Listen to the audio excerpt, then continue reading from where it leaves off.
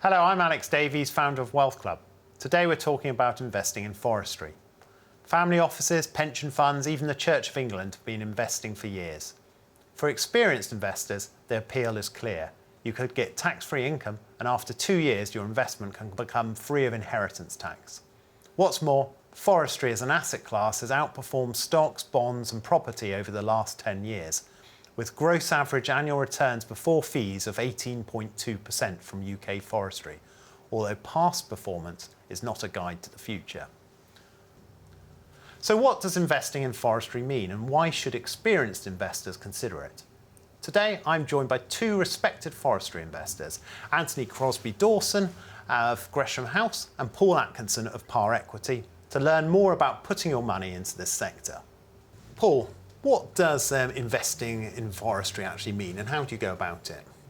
Well, of course, you can actually buy your own forest if you want to, but there's quite a lot of cost attached to doing that, and you're buying one single asset, typically in one geography, one location, and of course you've got to then manage it personally after that. Alternatively, you could invest in a fund like one of ours or Gresham, where you're getting a diversified investment across geographies and across age ranges of forestry, and de-risk it in that way. You still get the same tax benefits.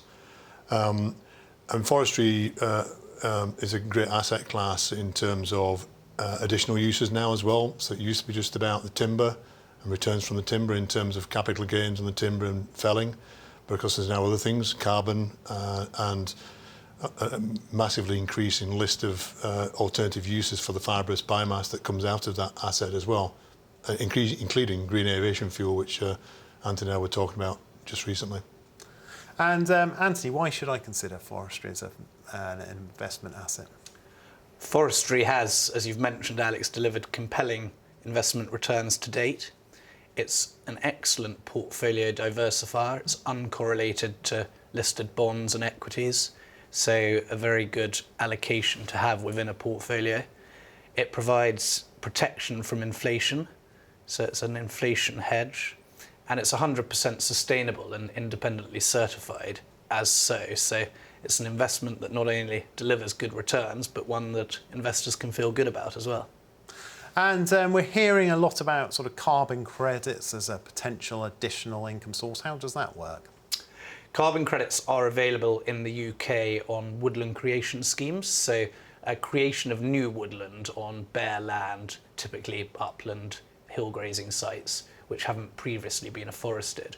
And carbon credits are available after a 5-year verification period. And we see upside potential from carbon credits to forestry returns, so an additional source of income, but they're not a core driver of the investment. And would you agree with that, Paul? Is it a meaningful impact on your... Yeah, it is meaningful. The stats at the moment, around 6 million tonnes of carbon credits have been already allocated from UK forestry, of which about 1 million tonnes have been traded. We see significant upside growth in that, particularly as the corporates in the UK are under more legislation to measure their carbon and offset their carbon. And it's an active part of our investment consideration now, whereas 5 years ago, possibly the last time we did this interview, it wasn't such a consideration, but now it is a very strong part of our assessment of the kind of assets that we would acquire. It's a good point that here it's voluntary, so nobody is compelled to buy carbon credits, but in other jurisdictions such as California and New Zealand, it's legislated, so a corporate emitter of carbon dioxide has to offset their emissions via the purchase of carbon credits, and at Gresham House our view is that that's the direction of travel here in the UK. Yeah, in addition to that, the UK is a independently audited scheme. In other parts of the world it's not so well policed. So I think there is a view, or certainly we have a view, that UK carbon credits are of high quality in that global market. Okay, and what about other ways you can make money in addition to carbon credits and obviously cutting down the trees? Well, certainly one of our sites has got planning consent for wind turbines on the site, so we're always looking for some kind of additionality in that respect. I think, as Anthony's already said, there's quite a big focus now on new planting sites, because there's probably more opportunity to design in the carbon aspect with new planting sites than there is with established sites. I think that's an important factor. But also you've got a kind of proliferating range of uses for the product, which is timber. I mentioned earlier on converting into bioethanol is one thing. Composite timber structures, so big long beams that hold up big ceilings. These are kind of becoming quite common now. So I think we're going to see a continuing growth in terms of alternative uses for the product that we're producing. And more in the way of natural capital benefits from the forests themselves for biodiversity net gain units and flood mitigation, prevention of soil erosion, provision of outdoor recreation. There's a lot that forests have to offer society, even over and above the timber that we're growing on them. So that all sounds good. And Anthony, just tell me about the tax benefits. The tax reliefs are threefold. The first one is that there's 100% relief from inheritance tax under business property relief provisions after a 2-year qualifying period. The second one is that there's no income tax or corporation tax on the sale of the timber when harvesting the trees. And finally, there's no capital gains tax on the increase in value of the timber. There is CGT on the increase in value of the underlying land, but at maturity, typically about 70% of the total asset value is in the trees, and therefore the majority of your capital growth has been exempt from CGT. And the funds that we manage are structured as limited partnerships, which means that all of those tax advantages through buying a forest outright are applicable to a holding in the limited partnership. And performance has been very good, as we mentioned earlier. Paul, what's driving that performance? I think it's a combination of factors.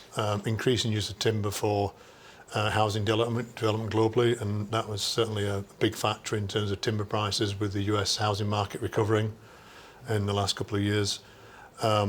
There's a proliferation of new uses for the product as well, which is driving demand. And then we've got some of the geopolitical impacts as well, which are currently driving pricing as well. So I think overall, the demand for timber globally is continuing to grow for various factors. In the UK, we import about 2/3 of what we use.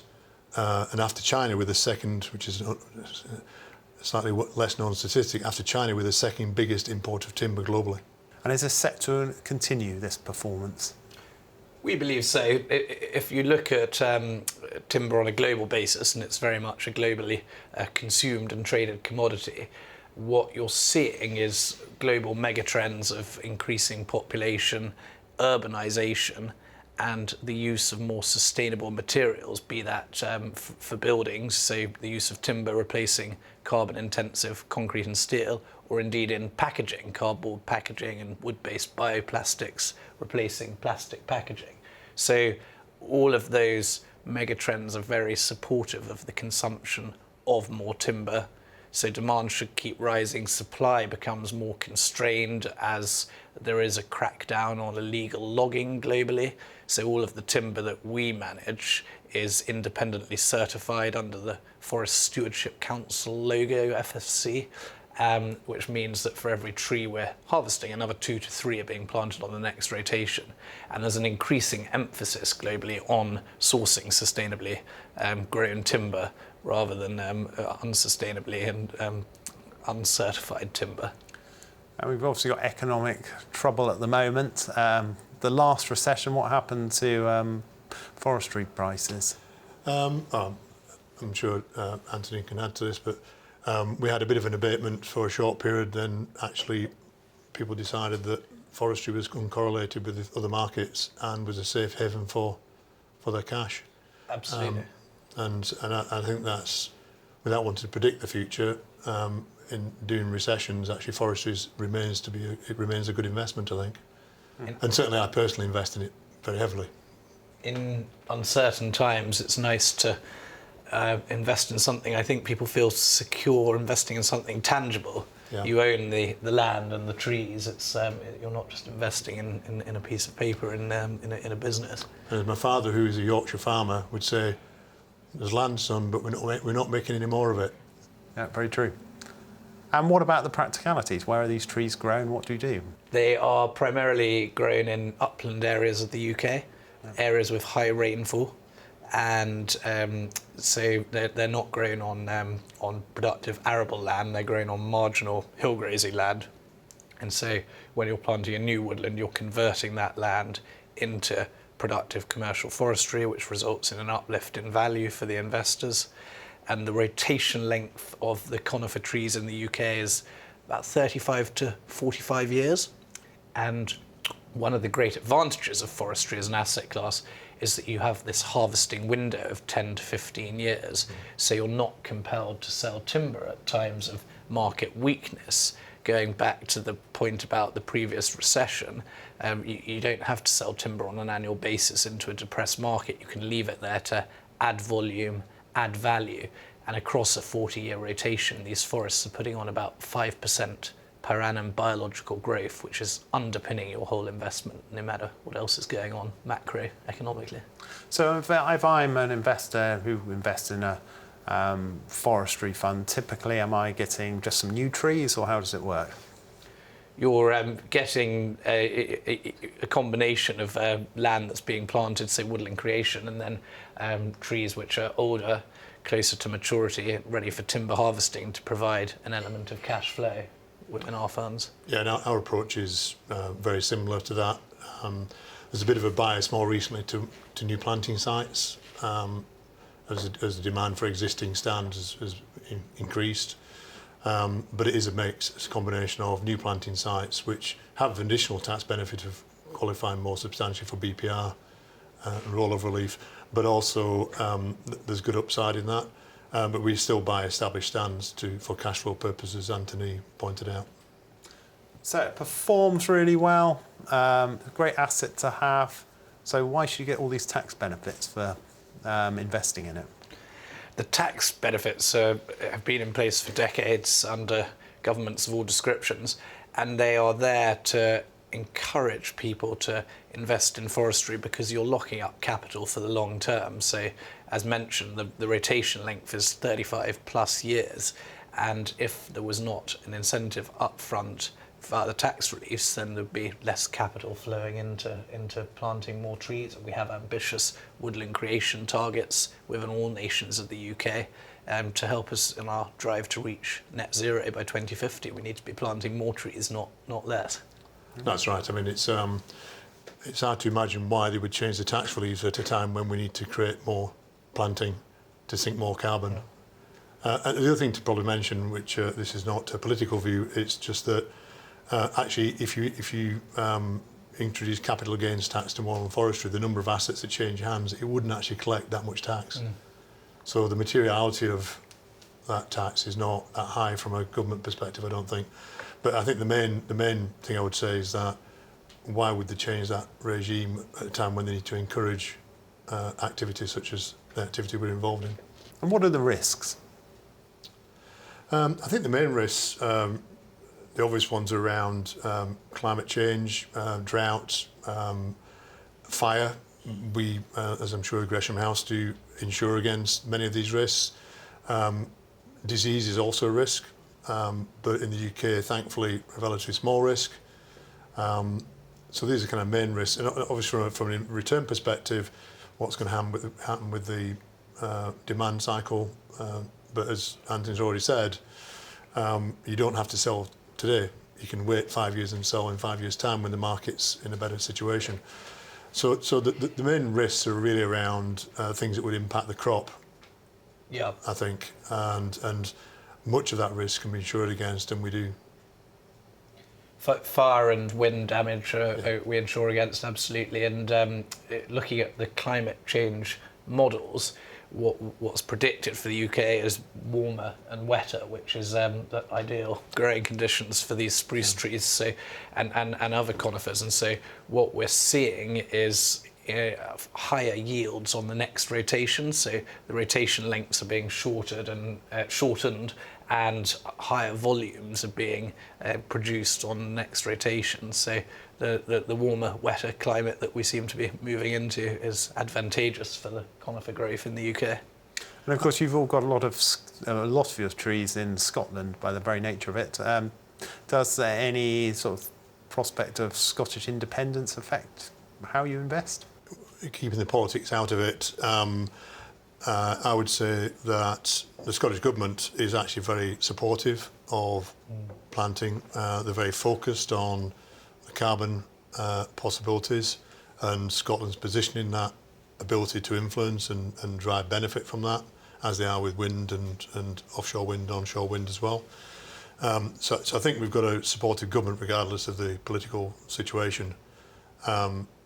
And we can have our views about whether it's going to happen or not, I don't know, but I don't really view it as a kind of that big a risk, because I think they are that supportive of the kind of activities that we're involved in. Yes, it's such big business in Scotland, forestry, isn't it? It contributes £1 billion to net to the Scottish economy per annum. It employs about 25,000 people in mostly rural upland parts of Scotland, so it matters. And absolutely, we see the government in Scotland is very supportive and wanting to plant more trees and actually being close to delivering on their ambitious tree planting targets, which is great. I think it's also worth mentioning that we're all part of a membership organisation called CONFOR, which talks regularly with government officials and how that's going to work going forward. So we're pretty close to it, managing it, and as both organisations, Gresham and PAR, we're involved in that discussion and are doing our bit to promote the industry we're in. So that's all really interesting, and it sounds all very upbeat. So to conclude, future demand looks strong for forestry. No, absolutely. So a combination of major increases in different types of demand for the crop, and we talked about bioethanol as an example, but also the institutional interest, as in large asset managers and corporates in the sector, is increasing a lot, usually to do with carbon, and that's a big opportunity, I think.